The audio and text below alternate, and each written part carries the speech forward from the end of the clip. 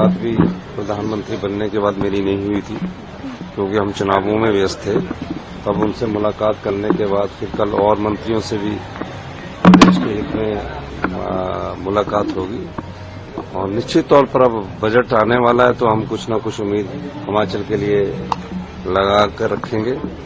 और जो डिजास्टर के बाद हमारा जो अधिकार बनता था पीडीएनए का, वो अभी तक हमें मिला नहीं है, उस बारे में बात करेंगे। बीबीएमबी का हीटर की बात, उस बारे में बात करेंगे। और भी कुछ मुद्दे राज्य से जुड़े हैं जो हम लोग बात करेंगे। सर, उपचुनाव में 2 सीटें कांग्रेस को मिली, 1 सीट पर जीत नहीं मिल पाई, क्या कारण रहा? क्या उसको लेकर भी समीक्षा की जाएगी? देखिए, जो ये उपचुनाव थे, ये 27 फरवरी से अभी अब आचार संहिता हिमाचल प्रदेश में खत्म हुई है। बीच में 2 दिन के लिए खत्म हुई, फिर वो 3 उपचुनाव और आ गए। पर 9 लोगों ने राजनीतिक षड्यंत्र के तहत जनता की चुनी हुई सरकार को गिराने की कोशिश की। 14 महीने पहले 9 विधायक चुनकर आए। अब वो जनता ने, हिमाचल की जनता ने 6 को घर बैठा दिया।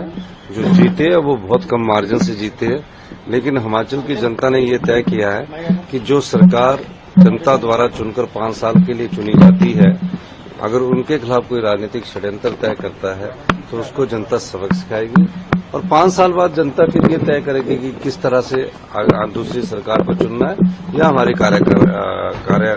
जो हमारे कार्य है उसको देखकर हमारा वोट डाले। ये जनता का मैंडेट हिमाचल में हमेशा से 2 दिन की समीक्षा बैठक भी लगातार सर हिमाचल में नहीं, हमें वो हमारे लोकसभा से संबंधित समीक्षा बैठक थी। लोकसभा के हमारे दोनों प्रत्याशी विक्रमादित्य जी और सुल्तानपुरी जी थे, आज मिलकर आए निश्चित तौर पर। लेकिन लोकसभा चुनावों में भी 14% की मत प्रतिशत की बढ़ोतरी हमारी हुई है। लेकिन क्या कारण रहे उस बारे में जो हमारे ऑब्जर्वर आए हैं वो शिमला में सबसे फीडबैक ले रहे हैं। मुलाकात भी प्रधानमंत्री बनने के बाद मेरी नहीं हुई थी, क्योंकि हम चुनावों में व्यस्त थे। तब उनसे मुलाकात करने के बाद फिर कल और मंत्रियों से भी प्रदेश के हित में मुलाकात होगी। और निश्चित तौर पर अब बजट आने वाला है, तो हम कुछ न कुछ उम्मीद हिमाचल के लिए लगा कर रखेंगे। और जो डिजास्टर के बाद हमारा जो अधिकार बनता था पीडीएनए का, वो अभी तक हमें मिला नहीं है, उस बारे में बात करेंगे।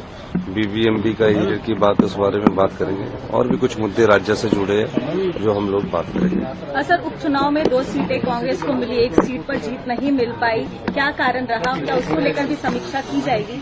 देखिए, जो ये उपचुनाव थे, ये 27 फरवरी से अभी अब आचार संहिता हिमाचल प्रदेश में खत्म हुई है।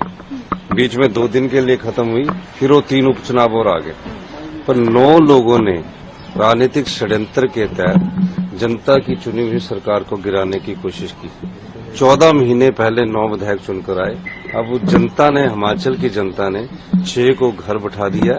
जो जीते हैं वो बहुत कम मार्जिन से जीते हैं, लेकिन हिमाचल की जनता ने ये तय किया है कि जो सरकार जनता द्वारा चुनकर 5 साल के लिए चुनी जाती है, अगर उनके खिलाफ कोई राजनीतिक षड्यंत्र तय करता है तो उसको जनता सबक सिखाएगी। और 5 साल बाद जनता फिर ये तय करेगी कि किस तरह से दूसरी सरकार को चुनना है, या हमारे जो हमारे कार्य है उसको देखकर हमारा वोट डाले। ये जनता का मैंडेट हिमाचल में हमेशा से 2 दिन की समीक्षा बैठक भी लगातार सर हिमाचल में नहीं, हमें वो हमारे लोकसभा से संबंधित समीक्षा बैठक थी।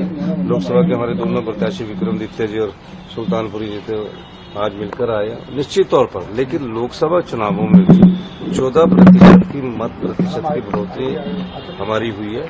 लेकिन क्या कारण रहे उस बारे में जो हमारे ऑब्जर्वर आए हैं वो शिमला में सबसे फीडबैक ले रहे हैं।